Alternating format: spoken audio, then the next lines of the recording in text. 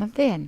Nedaudz līst, bet tas nekas, un es esmu savas mājas pagalmā un runāšu īsi par galveno.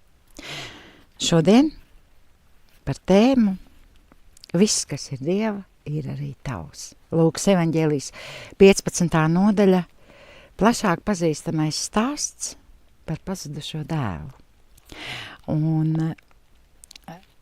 mēs esam daudz dzirdējuši un daudz runājuši, un esam daudz par to domājuši, par pazudušo dēlu, kāds viņš nekrietns un kā viņš ir nodevis tēvu, un tajā pašā laikā tēvs ir bijis žēlīgs un pieņēma viņu atpakaļ un ar asarām acīs skatījās, kad viņš atgriezīsies un gaidīja, un tas viss labi, pareizi, taču es gribu pievērst uzmanību kaut kam citam mazliet.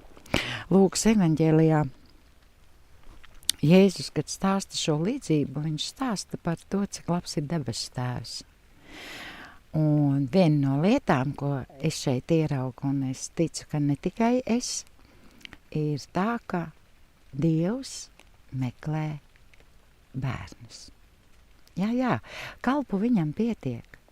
Kas šodien notiek tavā dzīvē? Kāpēc tu gaidi no Dieva? Vai tāpēc, ka tu esi kaut ko labu izdarījis? Vai kādam esi pakalpojis? Tas viss ir labi un pareizi, tomēr tam nebūs nozīmes, ja tu nesapratīsi, kas tu esi Dievam. Un līdzības beigās, kad tas nepazudušais dēls, kas palika kopā ar tēvu, kas neizšķieda mantojumu, viņš jutās sarūktināts par to, un arī mēs bieži vien tādi esam, kad redzam, ka kādam citam ir, un mums nav. Bet Dievs saka tādu interesantu frāzi 31. pantā.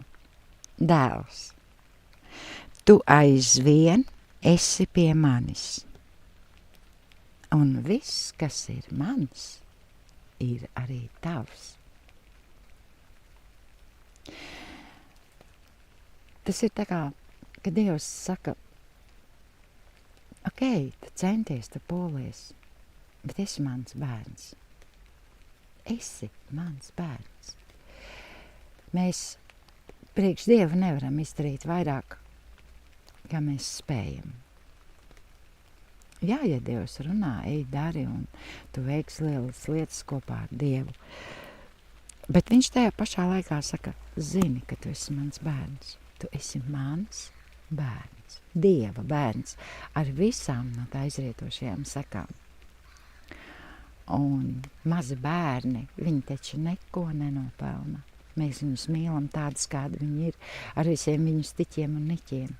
Un tik līdz viņi iepīkstas, mēs skrienam, lai viņiem palīdzētu, glābtu, pasargātu. Un tieši tāpat arī Dievs ir ar mums. Un ziniet,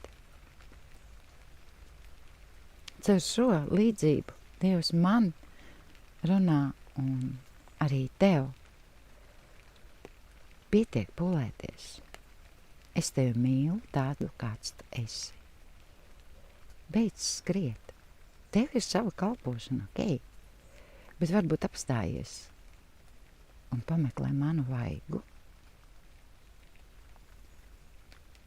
Mums taču patīk, kad cilvēki, ar kuriem mēs sarunājamies, skatās mums acīs, sejā, nevis tur galvu prom aizgriezt. Tieši tāpat arī Dievs gaida, ka mēs viņu meklēsim. Kā Dāvids bija teicis, es meklēju tavu vaigu, Dievs. Būsim viņa bērni un meklēsim viņu. Un kā Mateja evaņģēlijā 6:33 teikts, tad viss pārējais tiks piemests klāt. Būsim tie, kas meklē Dieva vaigu, nevis Dieva roku. Sarunāts. Mīļais debes Tēvs, paldies, ka tu esi devis mums šo privilēģiju saukties par taviem bērniem. Tā ir privilēģija. Paldies, ka tu mūs mīli tādus, kādi mēs esam, un svētī mūs savā neizmērojumā, beznosacījuma mīlestībā. Paldies Tev, Tēvs, Jēzus vārdā. Āmen. Āmen.